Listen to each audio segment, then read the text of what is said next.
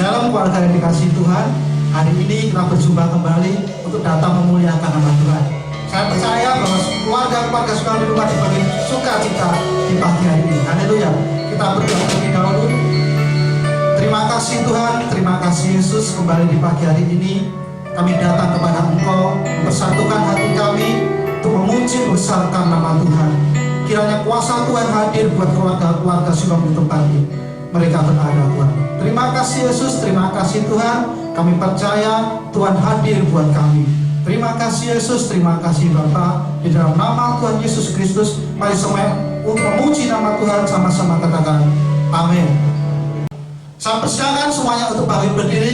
Kita mau bergoyang buat Tuhan seperti Daud menari buat Tuhan. Pada pagi hari ini saya rindu semuanya untuk menari bagi nama Tuhan. Terima kasih. Saya percaya sukacita Tuhan hadir di tengah-tengah keluarga pada hari ini.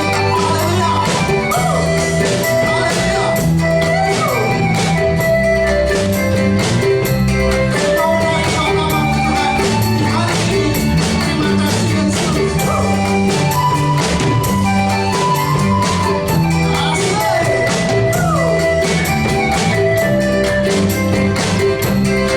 Semua katakan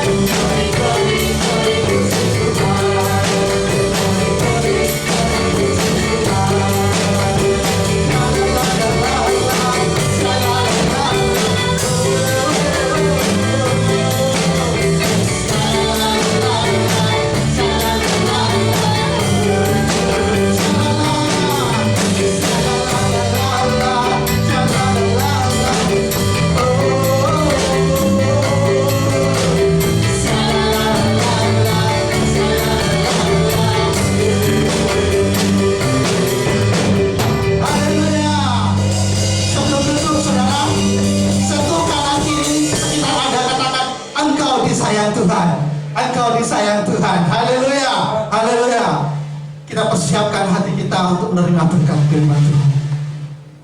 Terima kasih Tuhan, terima kasih Yesus atas sukacita yang Tuhan berikan di pagi hari ini. Sungguh Engkau Allah yang luar biasa. Kasih-Mu tak pernah terbatas dalam kehidupan kami Tuhan. Terima kasih Yesus. Syukur bagi-Mu Tuhan.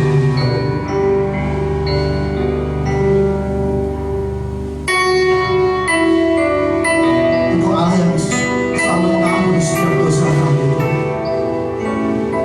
Syukur bagi-Mu Yesus. Sejauh timur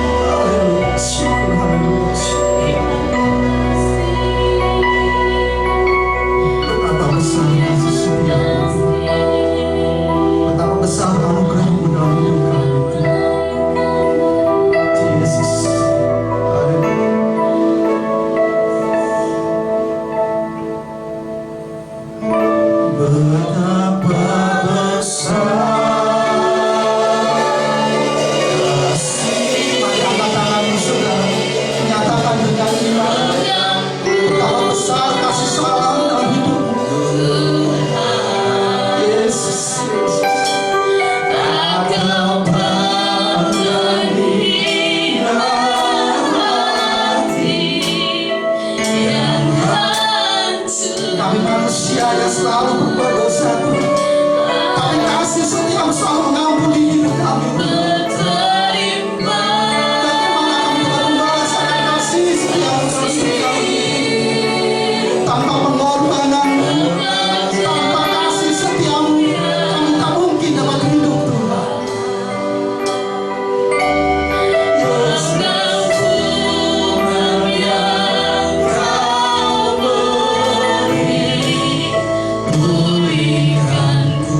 Katakan lagi betapa besar kasih.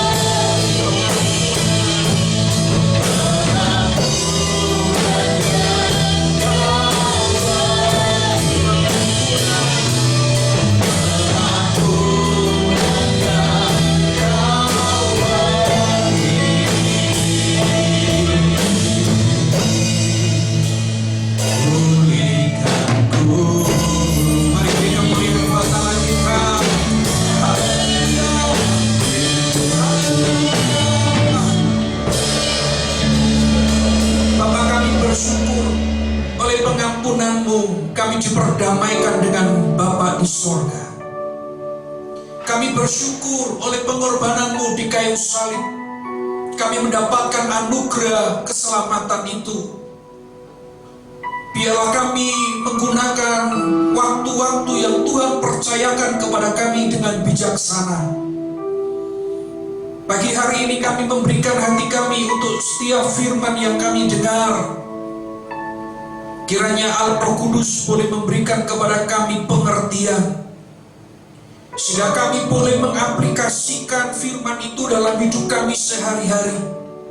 Dan kami bertumbuh di dalam Tuhan, berbuah untuk kemuliaan Bapa di sorga. Allah Roh Kudus, kiranya Engkau mengurapi setiap kami, dimanapun kami berada. Engkau sanggup menjangkau setiap kami. Dan tidak ada perkara yang mustahil bagi Allah. Kami menyediakan hati kami yang terbaik untuk firman Tuhan. Biarlah Engkau bekerja dengan kuasa-Mu ya Tuhan. Dalam nama Tuhan Yesus Kristus, kami siap mendengarkan firman-Mu. Mari kita, saudara, berkata amin. Silakan duduk kembali, saudara. Firman Tuhan pada pagi hari ini saya ambil dalam kitab Kisah Para Rasul pasal 2 ayat 41 sampai dengan 47. Kisah Para Rasul pasal 2 41 sampai 47, cara hidup jemaat yang pertama. Orang-orang yang menerima perkataannya itu memberi diri dibaptis Dan pada hari itu jumlah mereka bertambah kira-kira 3.000 jiwa. Mereka bertekun dalam pengajaran rasul-rasul dan dalam persekutuan. Dan mereka selalu berkumpul untuk memecahkan roti dan berdoa. Maka ketakutanlah mereka semua. Sedang rasul-rasul itu mengadakan banyak mujizat dan tanda. Dan semua orang yang telah menjadi percaya tetap bersatu. Dan segala kepunyaan mereka adalah kepunyaan bersama. Dan selalu ada dari mereka yang menjual harta miliknya, lalu membagi-bagikannya kepada semua orang sesuai dengan keperluan masing-masing. Dengan bertekun dan dengan sehati, mereka berkumpul tiap-tiap hari dalam bait Allah. Mereka memecahkan roti di rumah masing-masing secara bergilir dan makan bersama-sama dengan gembira dan dengan tulus hati, sambil memuji Allah, dan mereka disukai semua orang. Dan tiap-tiap hari Tuhan menambah jumlah mereka dengan orang yang diselamatkan. Sebuah sejarah yang sangat luar biasa dialami oleh gereja mula-mula. Dikatakan pada ayat yang ke-41, orang-orang yang menerima perkataannya itu memberi diri dibaptis. Siapakah mereka? Ini adalah orang-orang yang mendengarkan khotbah Petrus ketika peristiwa Pentakosta. Hati mereka dijamah oleh Roh Kudus.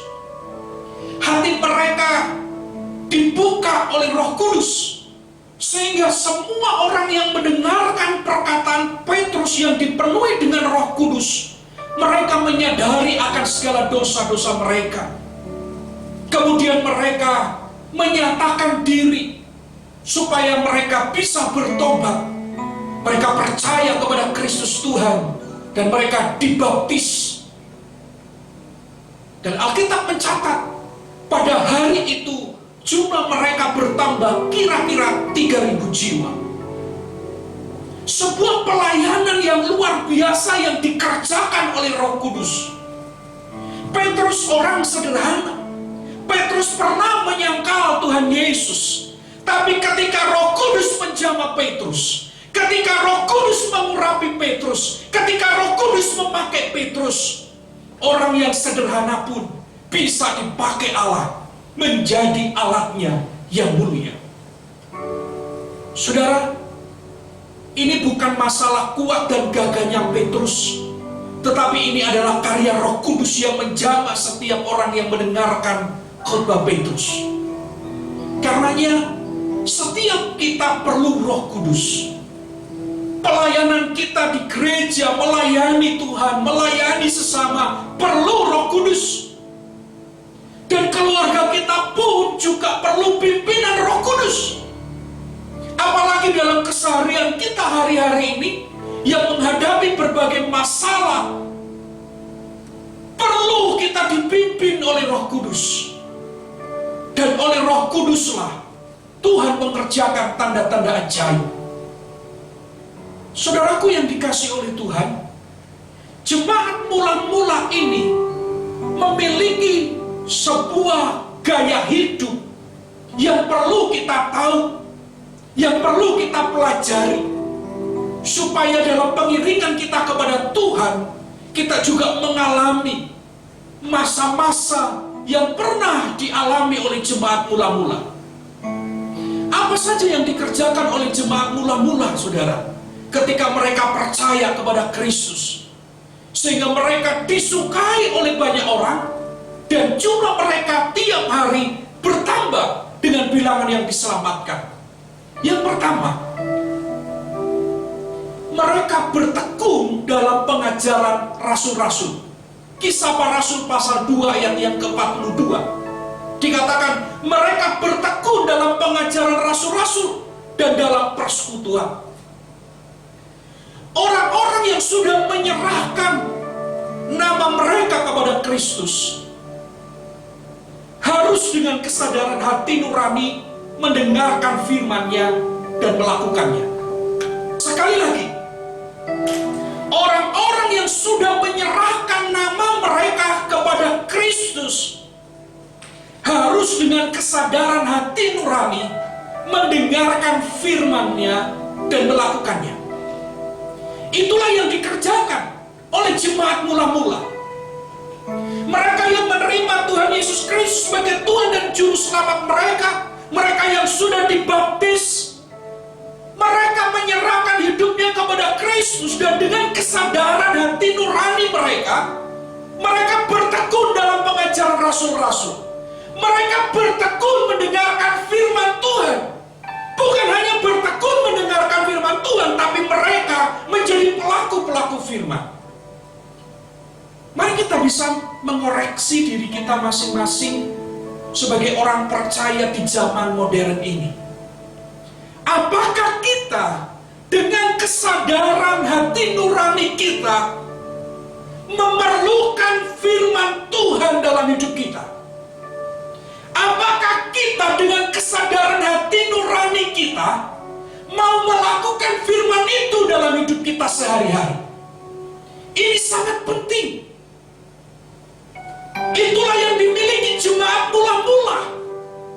Mereka bukan hanya suka mendengar firman, tetapi mereka menjadi pelaku-pelaku firman, sehingga kehidupan mereka boleh menjadi dampak buat lingkungan sekitar mereka, dampak yang positif.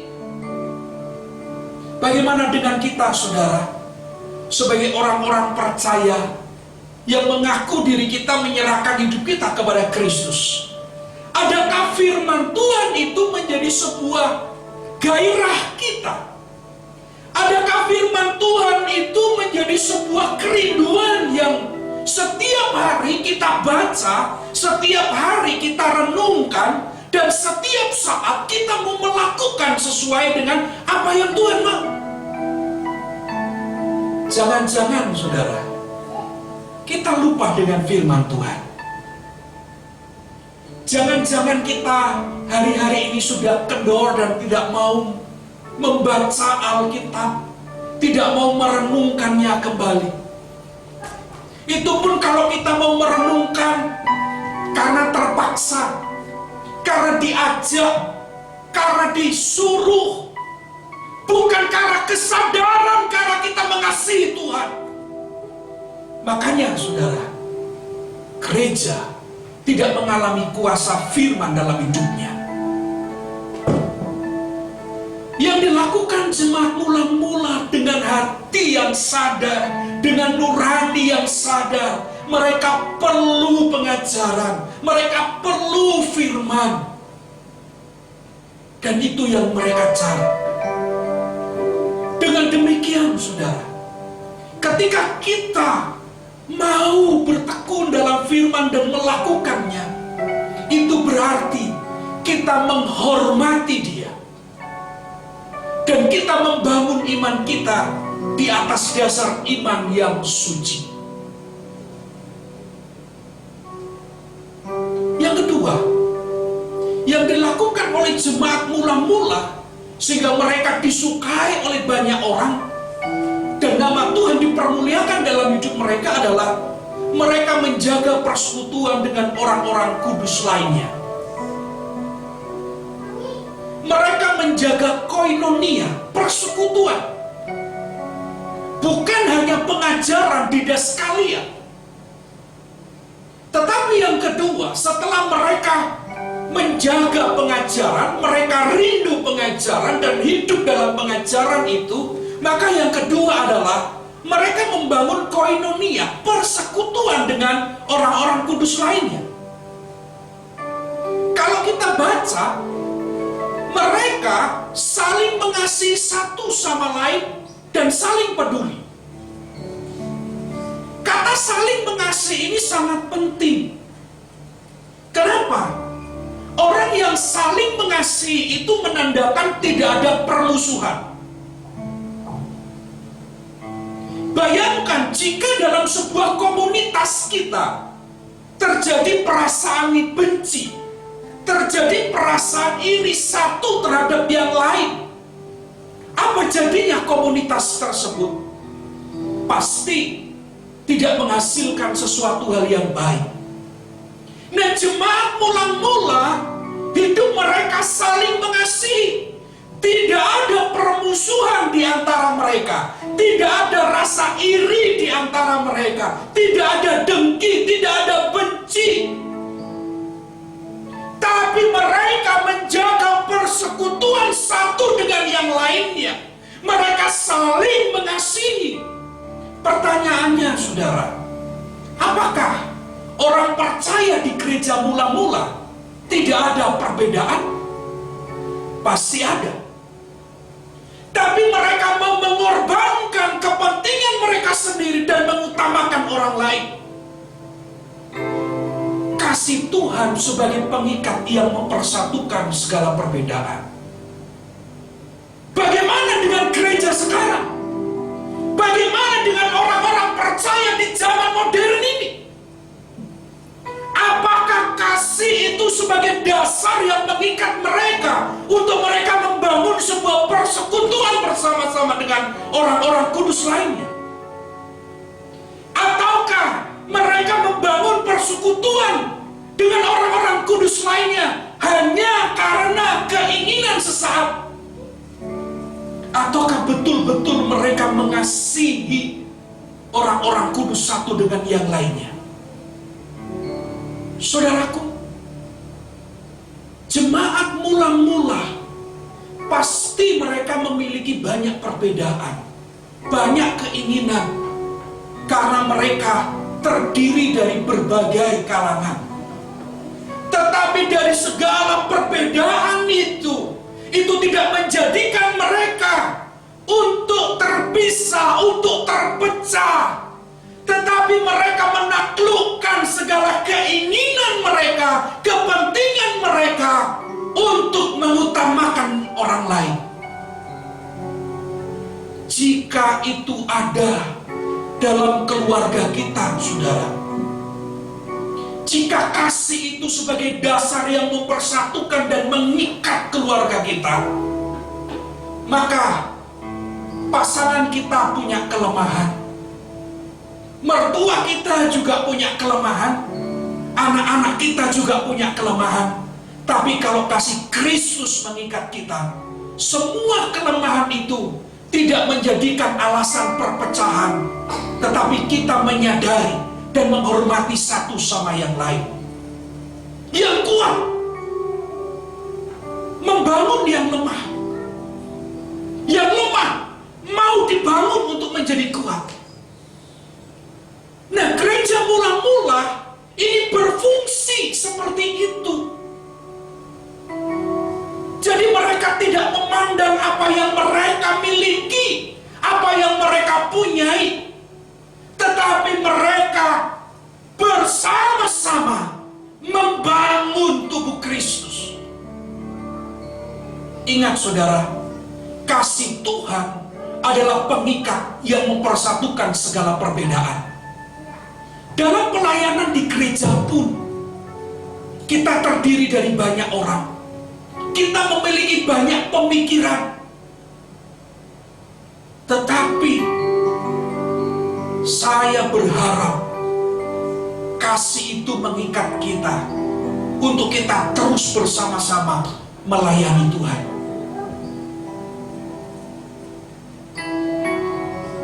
Mereka menyadari, saudara,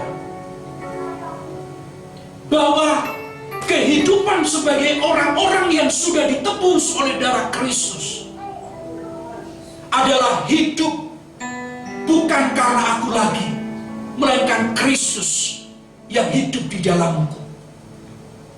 Nah, jika perasaan ini terus dibangun dalam gereja di masa ini, maka gereja akan mengalami sebuah kehidupan yang baru.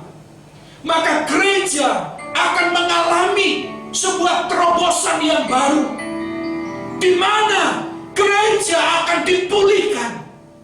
Gereja akan mengalami lawatan daripada Roh Kudus, karena gereja saling mengasihi. Dan yang ketiga, yang dilakukan oleh jemaat mula-mula sehingga mereka disukai banyak orang dan nama Tuhan dipermuliakan atas hidup mereka adalah mereka mau peduli dengan sesama. Mereka menyadari bahwa apa yang mereka miliki hari ini semua adalah anugerah dari Tuhan. Dari kesadaran inilah maka hati mereka digerakkan oleh rasa peduli dengan saudara-saudara seiman lainnya. Mereka memiliki sikap kemurahan hati. Kalau kita baca ayat tadi sampai dengan ayat yang ke-47, kita dapati betapa persekutuan mereka sangat erat, betapa mereka mau peduli satu dengan yang lainnya.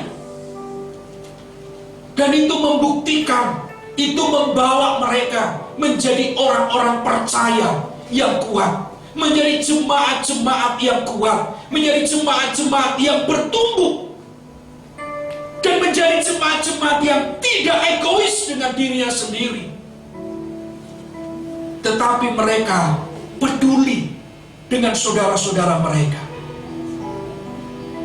Ayat 42 dikatakan begini, mereka bertekun dalam pengajaran rasul-rasul dan dalam persekutuan, dan mereka selalu berkumpul untuk memecahkan roti dan berdoa. Mereka mau peduli dengan sesama, karena mereka menyadari bahwa apa yang mereka miliki hari ini semua adalah anugerah Tuhan. Apa yang mereka punya hari ini semua karena berkat Tuhan. Punya keluarga yang harmonis, punya kedudukan, punya pangkat, punya harta, semua itu adalah anugerah Tuhan, saudara. Kita tidak boleh bangga bahwa kesemuanya itu kita capek karena kekuatan kita, tidak. Sekuat-kuatnya kita, semampu-mampunya kita, kalau Tuhan tidak menjadi sumber berkat kita, maka semuanya itu tidaklah berguna, tidaklah berarti. Dan peristiwa COVID-19 itu memberikan sebuah peringatan kepada kita. Sepandai-pandainya manusia, sehebat-hebatnya manusia, pada sebuah titik mereka juga akan menyadari keterbatasan mereka. Dari kesadaran inilah, maka jemaat mula-mula hati mereka digerakkan oleh rasa peduli dengan saudara-saudara seiman lainnya. Mereka memiliki kemurahan hati.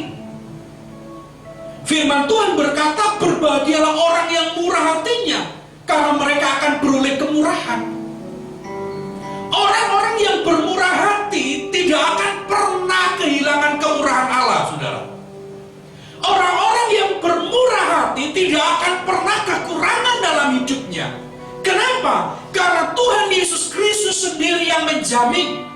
Ketika dia berkhotbah di bukit pada Matius pasal yang ke-5, dia berkata kepada murid-muridnya, berbahagialah orang yang murah hatinya. Kenapa orang yang murah hati disebut berbahagia? Karena orang-orang seperti ini adalah orang-orang yang sudah berhasil menaklukkan keinginan dirinya sendiri. Orang yang seperti ini sudah berhasil menaklukkan sifat keegoisannya sendiri. Makanya Tuhan berkata, berbahagialah orang yang murah hatinya, karena mereka akan beroleh kemurahan. Nah, orang-orang yang murah hati, Alkitab menjamin, Tuhan Yesus sendiri berkata bahwa mereka akan beroleh kemurahan. Mari kita renungkan dalam perjalanan hidup kita di dalam dunia ini. Saya percaya ketika kita mempraktekkan setiap firman Tuhan yang kita dengar, maka firman itu berkuasa. Berkuasa untuk mengubah hidup kita, dan juga berkuasa melakukan segala perkara dalam hidup kita. Nah, ketika kita mempraktekkan kemurahan hati dengan tulus, tidak memandang pamrih, tidak memandang upah, maka dengan sendirinya, saudara, Allah yang tidak pernah berhutang akan menyatakan kemurahan hatinya dalam hidup kita. Itu pasti.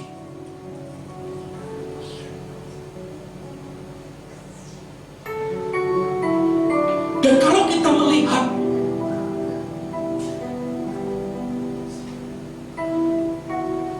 Jemaat mula-mula ini begitu luar biasa. Mereka menikmati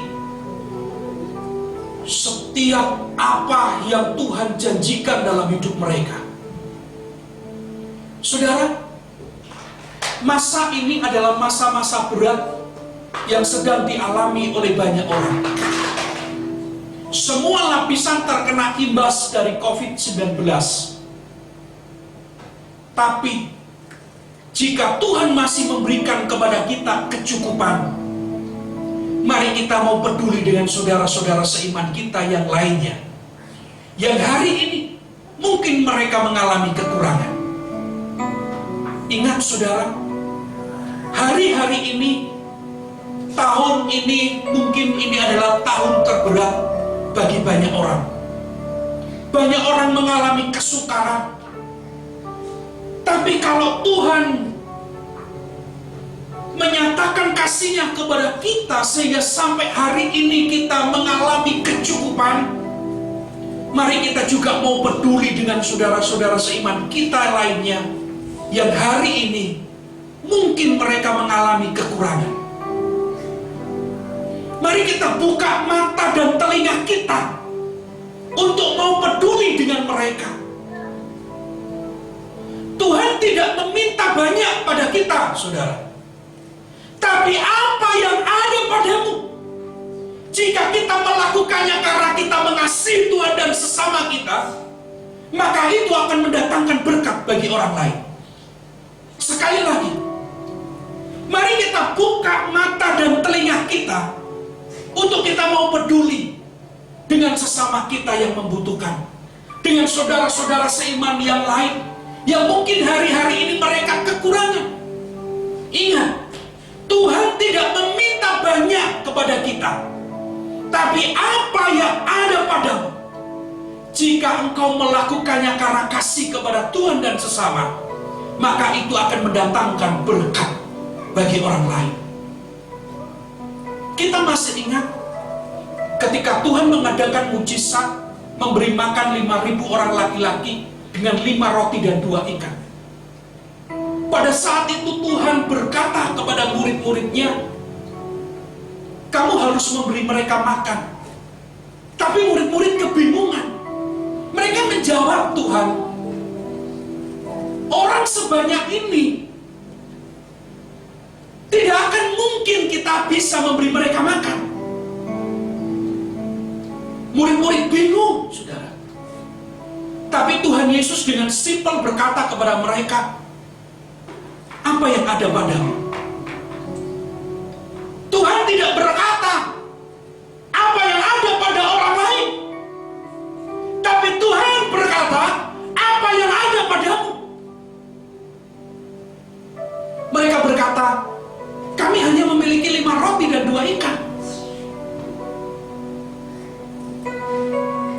Memang saudara, kalau dipandang dengan logika, 5 roti 2 ikan itu adalah hal yang kecil, itu adalah hal yang sedikit ketika diperhadapkan pada orang sebanyak 5.000 laki-laki, tidak termasuk perempuan. 5 roti 2 ikan itu tidak akan bermanfaat bagi orang sebanyak itu. Tapi Tuhan berkata kepada murid-murid, apa yang ada padamu? Dia tidak berkata apa yang ada pada orang lain, tapi apa yang ada padamu, bawalah kepadaku.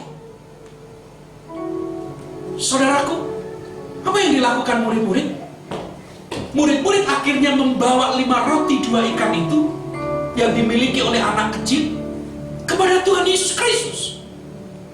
Kemudian Tuhan Yesus Kristus mengucap syukur dan memecahkan roti itu, dan murid membagikannya kepada 5.000 laki-laki. Alkitab mencatat, mereka semua makan sampai kenyang dan sisa 12 bakul. Luar biasa, saudara. Hari ini Tuhan tidak meminta banyak kepada saudara untuk mau peduli dengan sesama.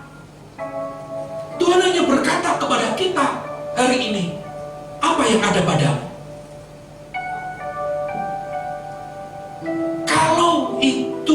persembahkan di hadirat Tuhan, saudara, maka yang sedikit bagi kita mungkin itu akan bisa menjadi berkat bagi banyak orang lain. Itu akan menjadi berkat bagi saudara-saudara kita yang membutuhkan. Jadi ingat, kalau kita mau memberkati orang lain, kalau kita mau peduli dengan sesama, jangan menunggu banyak dulu. Ketika kita sudah diberkati banyak, kita menjadi, waduh Tuhan, eman nanti kalau saya kasihkan ke orang lain. Manusia itu punya sifat seperti itu. Nah, firman Tuhan malam pada pagi hari ini simpel, saudara. Mari kita mau peduli dengan sesama. Dengan cara apa? Apa yang ada padamu. Tuhan tidak meminta banyak, tapi apa yang ada padamu, berikanlah itu untuk Tuhan, dan lakukanlah itu dengan ucapan syukur, maka itu bisa menjadi berkat bagi banyak orang. Karena itu, saudara, lewat masa-masa sukar ini, Tuhan sedang mengajar kita juga supaya kita tidak menjadi orang-orang yang egois. Aku saja kurang, ngapain aku harus peduli dengan yang lain? Aku saja cukup untuk ini, untuk kehidupanku 1 bulan. Ngapain aku harus berbagi dengan yang lain? Kalau kita membatasi pikiran kita dengan hal-hal seperti itu, maka kita tidak akan bisa melihat mujizat Tuhan terjadi. Murid-murid tidak membatasi dirinya dengan apa yang mereka punya. Ketika Tuhan minta, mereka berikan, dan berkat luar biasa terjadi, mujizat terjadi, banyak orang diberkati, dan nama Tuhan dipermuliakan. Saudara, esensi inilah yang sekarang ini sedang hilang dalam gereja di zaman modern ini, di mana sekarang banyak orang yang mengaku percaya kepada Kristus, tapi tidak mencintai firman, tidak suka membaca Alkitab, tidak suka merenungkan firman Tuhan, apalagi melakukannya, saudara. Membaca dan merenungkannya saja tidak suka, apalagi melakukannya. Ini merupakan sebuah catatan serius dalam gereja di akhir zaman ini. Dan yang kedua, esensi gereja di zaman modern ini yang hilang adalah mereka tidak menjalin koinonia, persekutuan satu dengan yang lain, dengan ikatan dasar kasih Tuhan.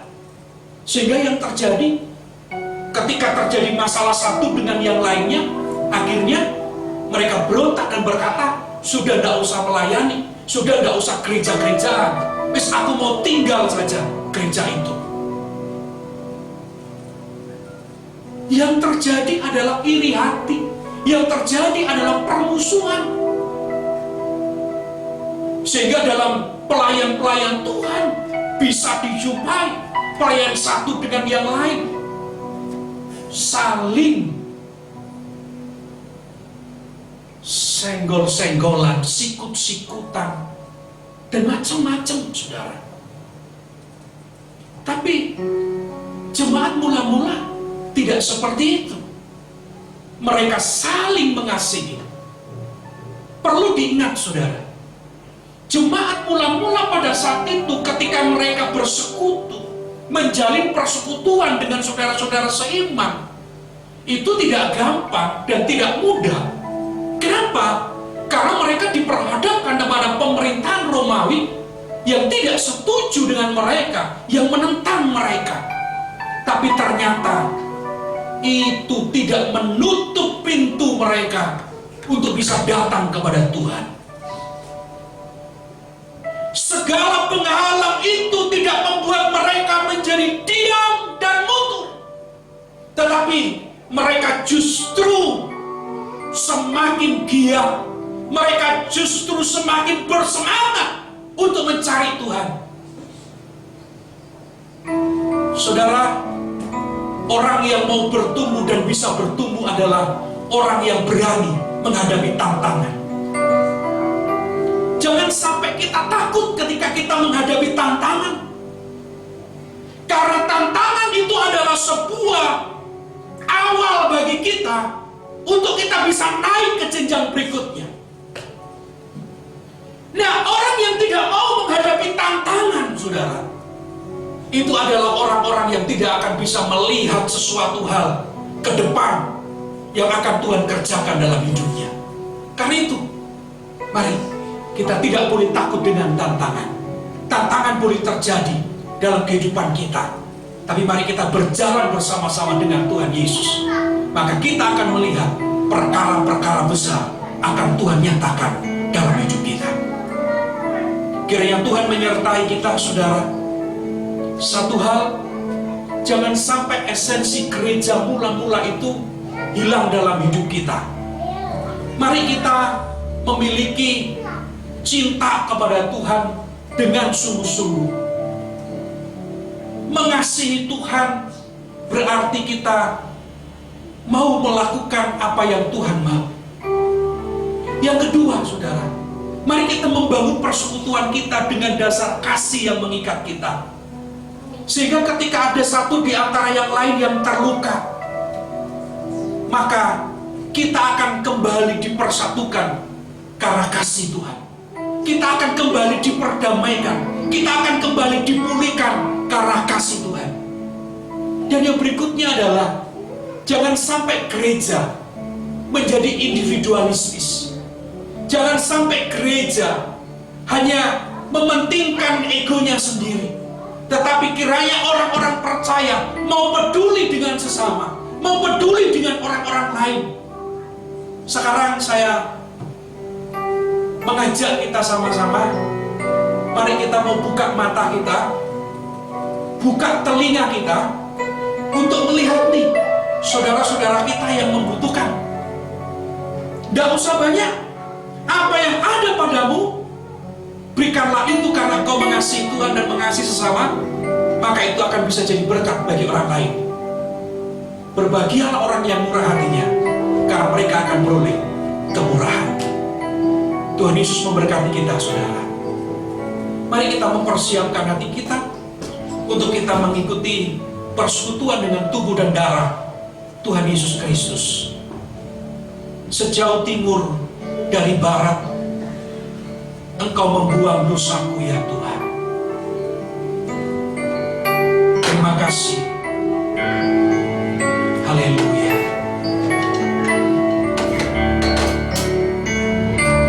Saudara bisa mempersiapkan roti dan mangkuk. Sejauh timur dari barat, Engkau membuang dosaku. Tiada kau ingat lagi, tiada kau ingat lagi pelanggaranku. Jauh ke dalam tubir laut, haleluya.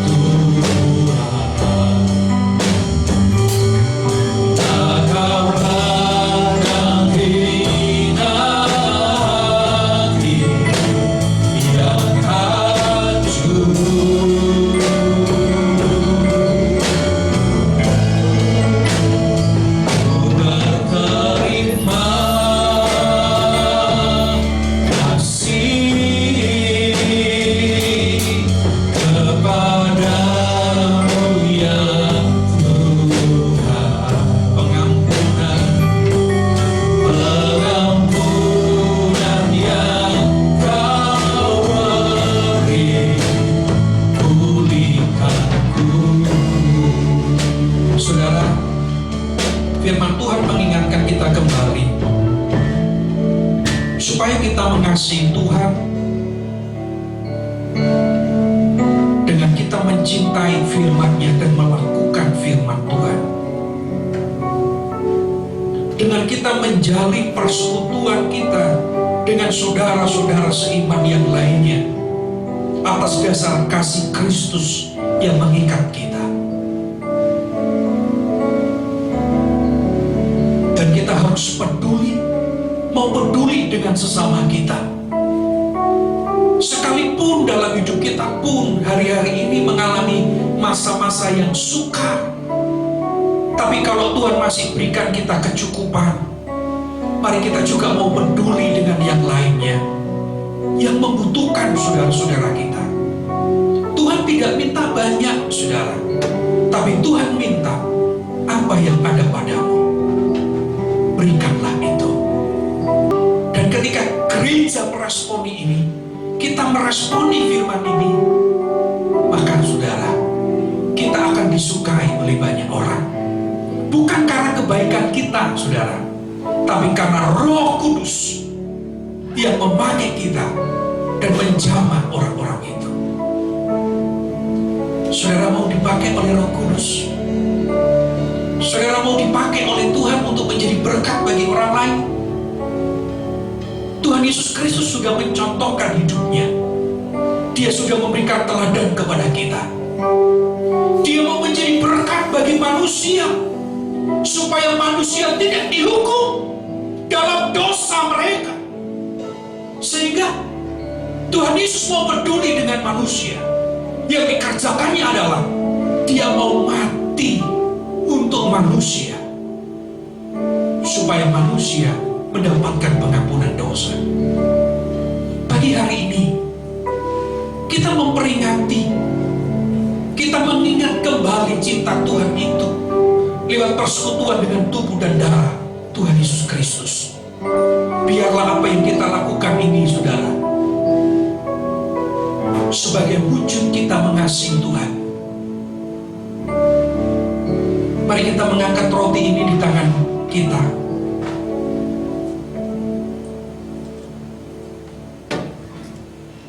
Firman Tuhan berkata demikian, sebab apa yang telah kuteruskan kepadamu telah aku terima dari Tuhan, yaitu bahwa Tuhan Yesus pada malam waktu Ia diserahkan mengambil roti, dan sudah itu Ia mengucap syukur atasnya, Ia memecah-mecahkannya dan berkata, inilah tubuhku yang diserahkan bagi kamu, perbuatlah ini menjadi peringatan akan aku. Saudaraku, bukankah roti yang kita pecahkan ini adalah persekutuan dengan tubuh Kristus? Mari kita makan dalam nama Tuhan Yesus Kristus.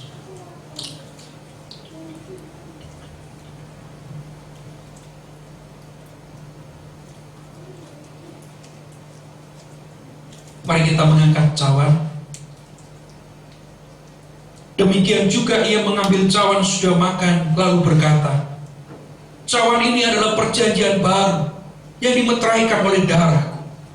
Perbuatlah ini setiap kali kamu meminumnya, menjadi peringatan akan aku. So setiap kali kamu makan roti ini dan minum cawan ini, kamu beritakan kematian Tuhan sampai Ia datang. Saudaraku, bukankah cawan yang ada di tangan kita ini adalah persekutuan dengan darah Tuhan Yesus Kristus? Mari kita minum.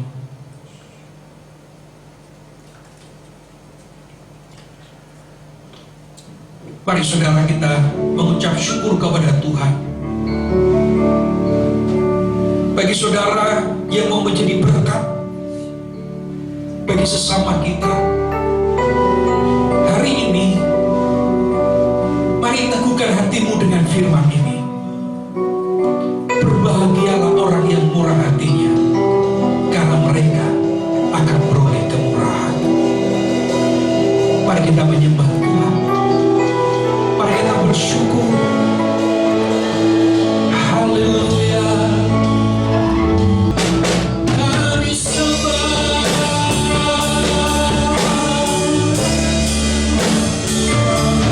Haleluya.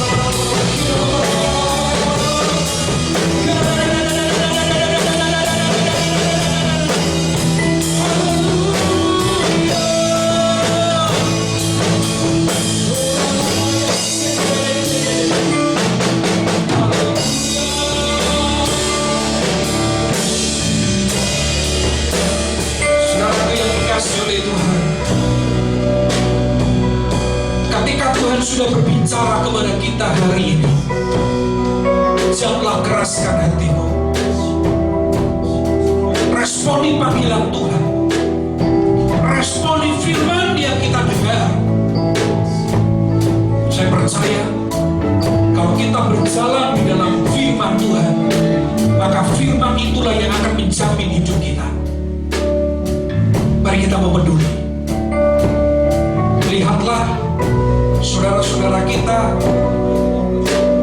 orang-orang kudus yang lainnya, yang mungkin hari ini saudara tahu, dan mereka perlu uluran tangan saudara. Dengarkanlah panggilan Tuhan untukmu. Dengarkanlah panggilan ini untukmu. Diberkatilah orang yang mengandalkan Tuhan dan hidup menurut apa yang Tuhan mau dalam hidupnya. Saya percaya saudara adalah saluran berkat bagi saudara-saudara kita yang lain. Tuhan, hamba berdoa supaya tangan-Mu itu menjamah setiap kami. Roh Kudus menggerakkan setiap hati kami untuk kami mau meresponi firman-Mu ini. Hamba berdoa buat saudara-saudara kami yang sakit. Hamba memohon kasih karunia-Mu kepadamu ya Tuhan, supaya Engkau mengulurkan tangan-Mu atas mereka, sehingga mereka mengalami mujizat dan lawatan Tuhan, sehingga mereka boleh disembuhkan dari sakit penyakit mereka. Mohon belas kasihan-Mu ya Tuhan. Tuhan kiranya meneguhkan iman mereka untuk terus berharap kepadamu saja. Berdoa buat saudara-saudara kami yang hari-hari ini mengalami kesulitan dalam hidup mereka. Tuhan tolong mereka. Allah Roh Kudus menguatkan dan meneguhkan hidup mereka. Pasti Engkau menyediakan jalan keluar bagi mereka Tuhan. Berkati bangsa kami Indonesia, bangsa-bangsa yang lain yang menghadapi COVID-19 ini ya Tuhan. Tuhan berikan hikmat kepada setiap pemimpin-pemimpin negeri ini untuk mengambil kebijakan dengan tepat. Kami berdoa buat setiap masyarakat, orang-orang yang ada di bangsa ini, supaya mereka boleh sadar, mereka juga boleh disiplin untuk mengikuti protokol kesehatan yang ada, supaya pandemi ini segera berlalu di bangsa ini ya Tuhan. Mohon belas kasihan-Mu, mohon belas kasihan-Mu. Bapa, pagi hari ini hamba juga berdoa buat saudara-saudara kami yang berulang tahun pada bulan Mei.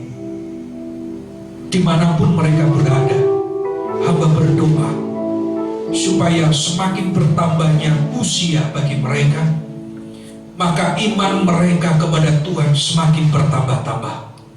Tuhan mengaruniakan hikmat kepada mereka. Tuhan mengaruniakan kekuatan dan kesehatan serta umur panjang supaya mereka bisa melayani-Mu Tuhan.